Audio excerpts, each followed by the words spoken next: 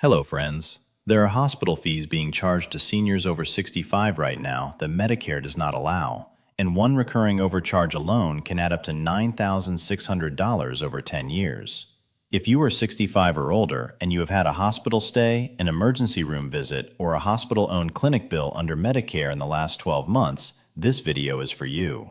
I am going to walk you through 5 hidden billing situations where Medicare either caps what you owe or requires the hospital to notify you in writing before the liability can shift to you. Most people pay every one of these without question because the bill looks official long before you know whether Medicare even allows it. Here are the 5, and I will give you the exact words to say on the phone for each one. Hello, friends. This is not about every hospital bill you have ever received.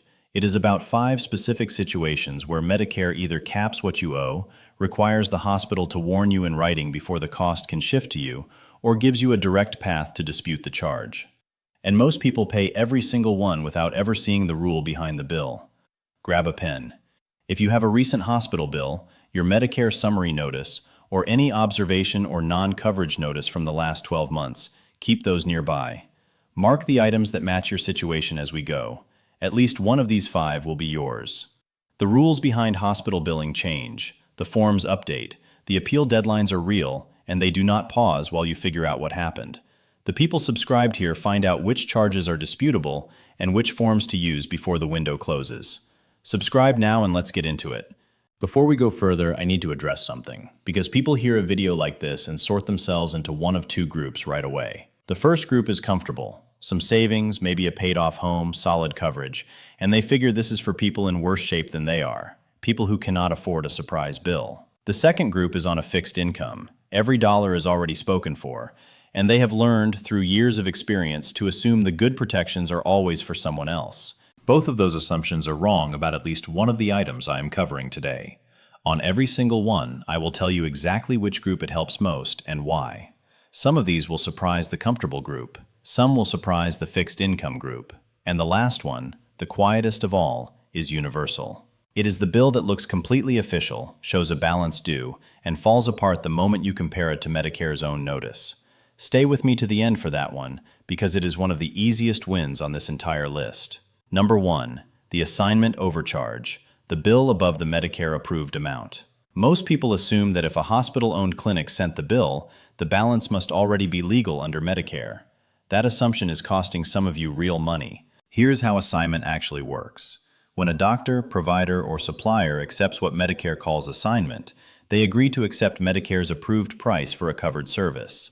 That means the most you can legally owe on that service is your Part B deductible, which is $283 in 2026, plus 20% of the Medicare-approved amount. That is it. They cannot bill you above that for a covered service. Now, if a provider does not accept assignment, they can charge up to 15% above the Medicare-approved amount for most Part B covered services. That is called the limiting charge. But here is what most people miss. If they do accept assignment, the ceiling is the ceiling. A separate balance above the Medicare-approved patient share on a covered service is not just expensive, it is not allowed. Here is who this helps most, and it is going to surprise one of those 2 groups I mentioned.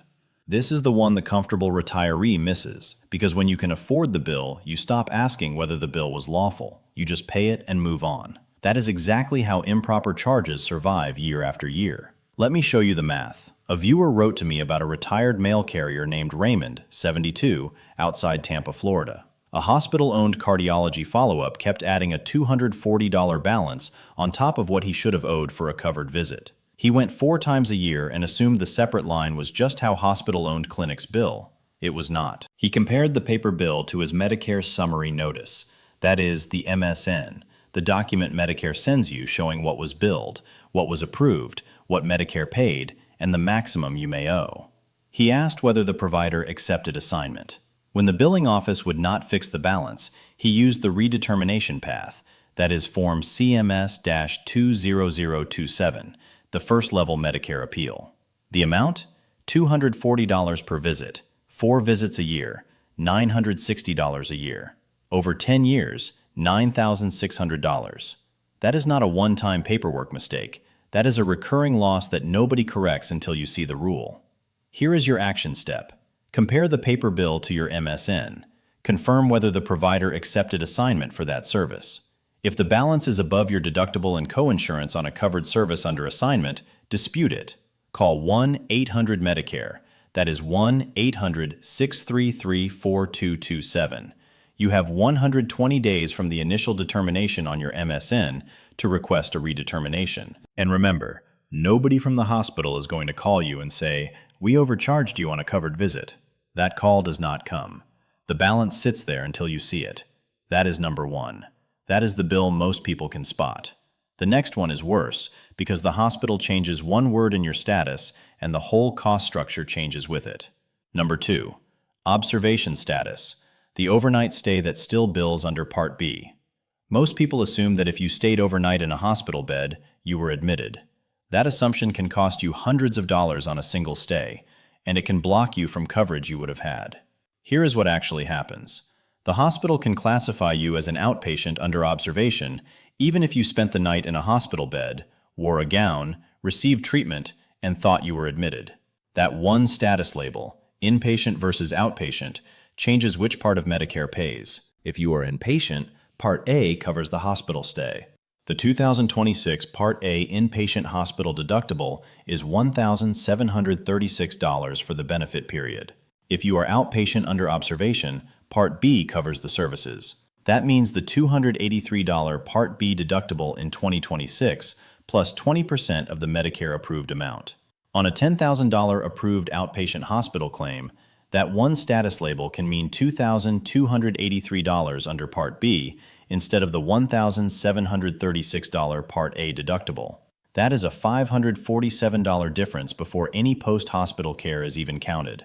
And here is the part that makes it dangerous for anyone counting every dollar. Observation time does not count toward the 3 consecutive inpatient days you need for Medicare to cover skilled nursing facility care. So if you need rehab or nursing care after the stay, and you were never technically admitted, Medicare may not cover the SNF, that is, the skilled nursing facility, at all, as long as you enter the SNF within 30 days after leaving the hospital. Here is who this helps most: the fixed income viewer. If you are counting every dollar, observation status is dangerous because one status label can push you from a one-time inpatient deductible into Part B coinsurance on the outpatient side, and it can block the post-hospital coverage you were counting on. Now, Medicare does have notice and appeal rules here. If observation services continue for more than 24 hours, the hospital must give you the MOON, the Medicare Outpatient Observation Notice, Form CMS-10611. That notice must be delivered no later than 36 hours after observation services begin. And beginning February 14, 2025, certain original Medicare beneficiaries have the right to a fast appeal when a hospital changes your status from inpatient to outpatient observation. That appeal uses the Medicare Change of Status Notice, Form CMS-10868. One more deadline you need to know. Retrospective patient status appeal requests received after January 2, 2026 are denied unless good cause for late filing is established. Here is your action step.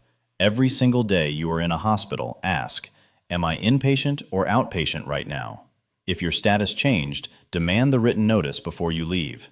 Use the exact words, "Am I inpatient or outpatient right now? And if my status changed, I want the Medicare Change of Status Notice before I leave."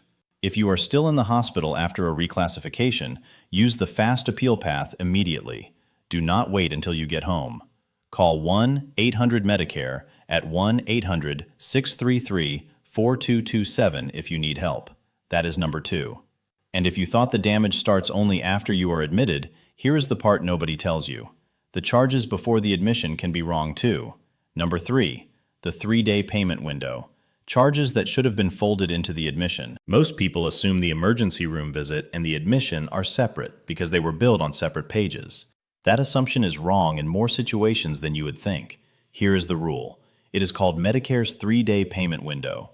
Certain outpatient services provided by the hospital or its wholly owned or wholly operated entities in the 3 days before an inpatient admission are supposed to be bundled into the inpatient payment. They are not supposed to show up as a separate outpatient bill to you. Now, everything I have covered so far is money you are losing on individual charges. An overcharge here, a status label there. This one changes the picture because it is not about a padded line item. It is about whether an entire separate bill should exist at all. If you went to the emergency room and were admitted to the same hospital for a related condition within 3 days, you do not pay the emergency department copayment separately. Medicare treats the visit as part of the inpatient stay. This one surprises both groups because it has nothing to do with income and everything to do with whether the hospital split one episode into separate charges. Here is what the dollar math looks like. If that emergency room or outpatient charge belonged inside the admission, then the amount at stake is not a discount. It is the whole separate copay or balance. Every dollar on that separate bill is the money you are fighting for. Multiply that by however many related admissions you have had with separate pre-admission charges, and the total can add up fast. The hospital does not bundle charges just because the law says it should have. That correction does not happen automatically. You have to see it, name it, and ask for it. Here is your action step. If you were admitted within 3 days of a related emergency room or outpatient visit at the same hospital, call the billing office. Use these words. I was admitted to this hospital within 3 days for a related condition. Please review whether these outpatient charges should have been bundled into the inpatient claim under Medicare's 3-day payment window. If the billing office will not correct it and the separate patient balance appears on your MSN, you have 120 days from the initial determination to file a redetermination using Form CMS-20027. That is number 3. That was about bills that should have been folded together. The next one is about a bill that should never have been pushed onto you in the first place. Number 4. The missing ABN, the denied bill that may still be the provider's problem. Most people assume that if Medicare denied a service, the patient automatically owes the full amount. If you are on a fixed income, that assumption hits especially hard because you see a denied bill and you start figuring out how to pay it. On this item, that assumption is wrong if the provider never gave you the required written notice first. Here is how it works. There is a form called the ABN, the Advance Beneficiary Notice of Non-Coverage, Form CMS-R-131.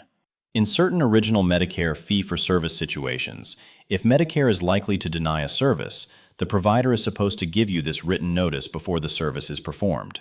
Not after, not at checkout, before. The notice tells you that Medicare may not pay, and it lets you decide whether to go ahead and accept the financial responsibility. Here is the part that changes everything for the person staring at a denied bill. If the required ABN was not provided before the service, the provider, not you, may be the one financially liable for that charge. The notice is what transfers the cost to you. Without a valid notice given in advance, in certain situations, that transfer may not hold. Here is who this helps most: the fixed income viewer, and it is the surprise item. The fixed income viewer assumes a denied bill must be paid. On this item, that assumption is wrong if the provider never gave the required written notice first. A woman I heard from told me about her situation. Linda, 69, retired school secretary outside Des Moines, Iowa. She got a $650 hospital outpatient bill for a service Medicare later denied. She did not remember signing any ABN before the service. She asked the billing office one question: "Can you show me the signed ABN, Form CMS-R-131, for this service?" They could not produce one. She disputed the balance. The $650 was not her bill to pay. If the same mistake happened twice in 1 year, that is $1,300. That is the power of knowing what the provider was supposed to do before they did the work.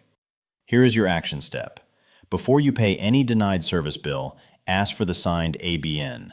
Use the exact words: "Before this service, did you give me a valid advance beneficiary notice, Form CMS-R-131? If not, explain why you believe I am financially liable." The notice had to be given before the service. If the denial is already on your MSN, your appeal window is 120 days from the initial determination. Call the billing office first. If that does not resolve it, file the redetermination through Medicare or call 1-800-MEDICARE at 1-800-633-4227. One important note: this is not a universal shield. Not every denied hospital bill requires an ABN. But in the situations where it was required and it was not given, the liability question flips, and nobody at the billing office is going to volunteer that information. You have to ask. That is number 4. And the last one is the quietest of all, because the paper looks official even when the numbers do not.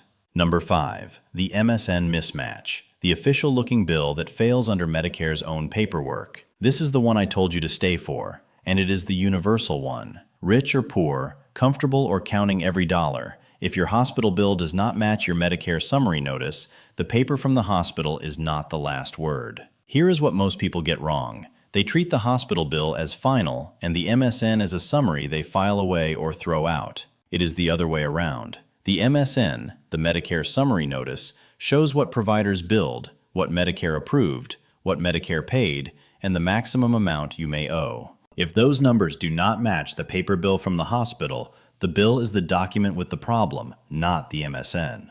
Paper MSNs are mailed every 4 months when you receive Part A or Part B covered services. If you sign up for electronic notices, the eMSN can arrive for any month with a processed claim. Either way, the MSN is the checkpoint. Now here is why this matters beyond your own bill. A 2026 Office of Inspector General Hospital Compliance audit found that 40 of 100 sampled inpatient and outpatient claims had billing errors, with $666,021 in overpayments in the audit period. That is one hospital's audit sample, not a national average. But it tells you the environment. Billing errors are not rare. They are routine enough that the government audits for them. Here is who this helps most: both groups. The comfortable retiree pays the bill without checking. The fixed income viewer assumes the bill must be right because it came from the hospital. Both of those habits cost real money when the MSN tells a different story. Here is what the dollar math looks like. When the MSN says Medicare approved one service and the paper bill charges you for 2, the extra line is the money you are fighting for. A duplicate charge, a phantom line item, a balance that exceeds the approved amount. Every one of those is a specific dollar figure you can point to and dispute. The amount at stake is the full value of every line that does not match. Here is your action step. Request the itemized bill from the hospital. Compare it line by line against your MSN or eMSN. If something does not match, a charge that is higher than the approved amount, a service that appears twice, a service you do not recognize, you dispute it. File a redetermination using Form CMS-20027 within 120 days of the initial determination on the MSN. For billing or quality complaints, use the Medicare Complaint Channel or call 1-800-MEDICARE at 1-800-633-4227. That line is available 24 hours a day, 7 days a week, except some federal holidays.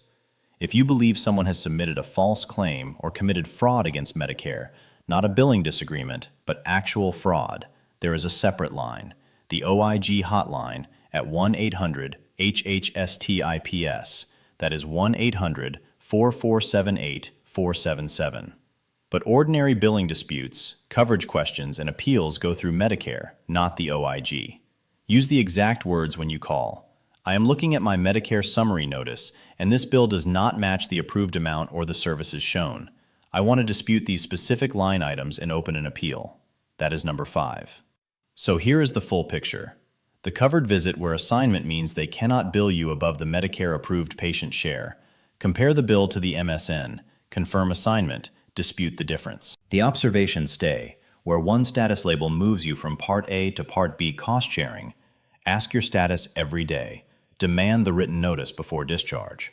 The emergency room or outpatient charge that should have been bundled into the admission under the 3-day payment window. Call billing, name the rule, ask for the rebill. The denied service bill that may still belong to the provider if no valid ABN was given before the service. Ask for the signed form before you pay. And the hospital balance due that stops being final the moment it fails against your Medicare Summary Notice. Request the itemized bill, compare line by line, and file the appeal. 5 situations, 5 rules the hospital already knows, and 5 actions only you can take. The hospital does not call to explain assignment. The notice does not protect you if you never read it before discharge. The billing office does not bundle charges just because the law says it should have. The provider does not hand back liability automatically when no valid ABN was given.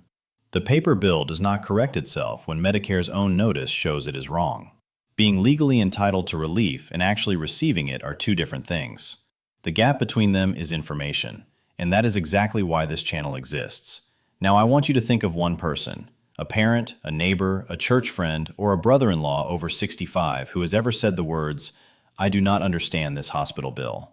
Not because they are struggling, because the odds are good they have signed, paid, or set aside at least one bill without ever seeing the Medicare rule behind it. Send them this video. You do not need to explain it. Just send the link and say, "Watch this one." The rules are in the video. The action steps are in the video. The exact words to say on the phone are in the video. Subscribe. Share this with someone you know who has had a hospital bill under Medicare, and I'll see you in the next one.